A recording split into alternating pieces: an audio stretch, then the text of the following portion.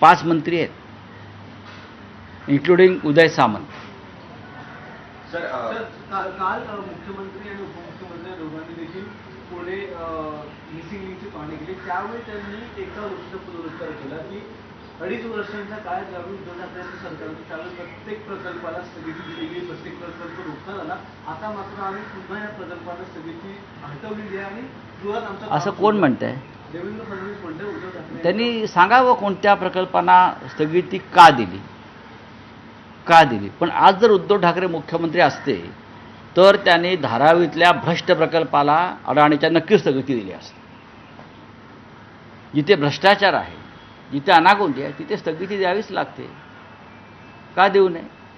मी म्हणतो आज जर उद्धव ठाकरे या राज्याचे मुख्यमंत्री असते तर धारावीच्या निमित्तानं मुंबईमध्ये जो भूखंडाचा घोटाळा सुरू आहे बरं का, त्या प्रकल्पाला नक्कीच आम्ही त्यांना स्थगिती द्यावी अशी मागणी केली असते आणि त्यांनी ती दिली असते. देवेंद्र फडणवीस बरोबर बोलत आहेत. भ्रष्टाचाराला मुक्त रान देणारे जे प्रकल्प होते त्याला आम्ही नक्कीच स्थगिती दिली असते. आता काय शक्तीपीठ रस्ता आहे त्यालाही स्थगिती दिली असते. हा रस्ता कशा करताय? हा रस्ता महाराष्ट्राच्या हितासाठी नाही आहे, हे लक्षात घ्या. हा रस्तासुद्धा अडाणीसाठीच आहे.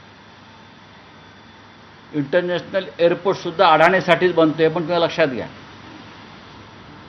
हा सुद्धा अडाणीसाठीच बनतो आहे.